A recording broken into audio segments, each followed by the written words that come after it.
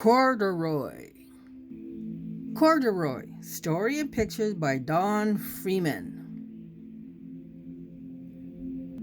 Corduroy is a bear who once lived in the toy department of a big store. Day after day, he waited with all the other animals and dolls for somebody to come along and take him home. Will you be my friend? The store was always filled with busy shoppers buying all sorts of things. But no one ever seemed to want a small bear in green overalls. Then one day, a little girl stopped and looked straight into Corduroy's bright eyes.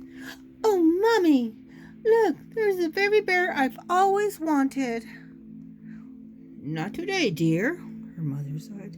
"I spent too much already. Besides, he doesn't look new. He lost the button to one of his shoulder straps." Poor Corduroy watched them sadly as they walked away. "I didn't know I had a button, that I had lost it," he said to himself. "Tonight, I'll go and see if I can find it." Button. Late that evening, when all the shoppers had gone to bed and the doors were shut and locked, Corduroy climbed carefully down from his shelf and began to search everywhere on the floor for his lost button. Button, who's got my button? Suddenly, he felt the floor moving under him. Quite by accident, he had stepped onto the escalator and he went up. "Could this be a mountain? I've always wanted to climb a mountain," said Corduroy. He stepped off the escalator and reached the next floor. And there before his eyes was a most amazing sight. Tables and chairs and lamps and sofas and rows of bed. "This must be a palace," Corduroy guessed.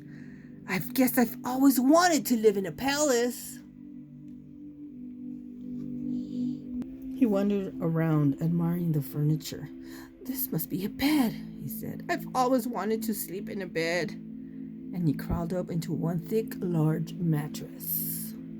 All at once he saw something small and round. "Why, here's my button!" he cried, and he tried to pick it up. But, like all the other buttons on the mattress, it was tied down. Pull! He yanked and pulled with the mattress until off came the button, and off mattress Corduroy toppled. Banged into a small floor lamp. Over it fell with a crash. Oh no, poor Corduroy. Corduroy didn't know it, but there was someone else awake in the store, the night watchman. He was going his rounds on the floor above when he heard the crash, and he came down the escalator. "Hey, someone down here?" "Now what in the world did that?" he explained. "Somebody must be hiding around here." He flashed his light under and over the sofas and the beds until he came to the biggest bed of all. And there he saw two fuzzy brown ears sticking up from the covers. Who could it be? "Hello," he said. "How did you get upstairs?" he told Corduroy. The watchman tucked Corduroy under his arm and carried him down the escalator and set him on the shelf in the toy department with the other animals and dolls who were still sleeping. Corduroy was just waking up when the first customers came in the store in the morning, and there, looking at him with a wide, warm smile, was the same little girl he'd seen only the day before. "I'm Lisa," she said, "and you're going to be my very own bear. Last night I counted what I've saved up in my piggy bank, and my mother said I could bring you home." "Hooray! He's getting home. Good for Corduroy." "Shall I put him in a box for you?" the saleslady asked. "Oh, no, thank you," Lisa answered, and she carried Corduroy home in her arms to their new home. She ran all the way up 4 flights of stairs into her family's apartment, straight into her room.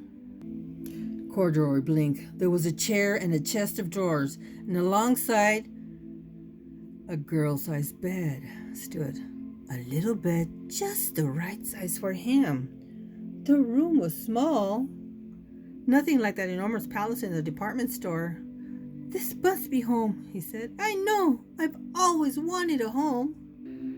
Lisa sat down with Corduroy on her lap and began to sew a button over his overalls.